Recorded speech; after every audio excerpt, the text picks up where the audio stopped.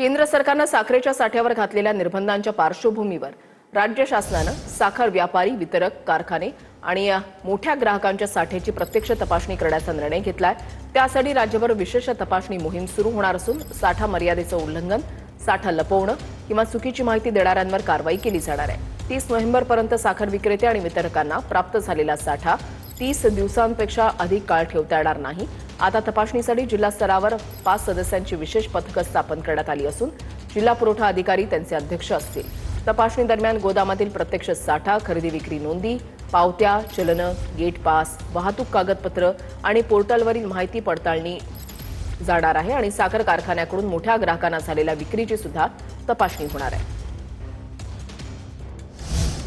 साखरेचा दर 1500 रुपयांनी घसरलेला आहे। साखरेच्या कृत्रिम तेजीला आठवड्याभरातच लगाम बसलेला आहे। साखरेच्या दरामध्ये 18% घट झाली आहे। साखरेचे दर प्रति किलो 45 ते 55 रुपयांवर आता आले। साखरेच्या साठ्यासाठी विशेष मोहीम राबवली जाणार आहे। राज्य आणि राष्ट्रीय साखर संघांनी पुरेशी साखर असल्याचं केलं आहे स्पष्ट।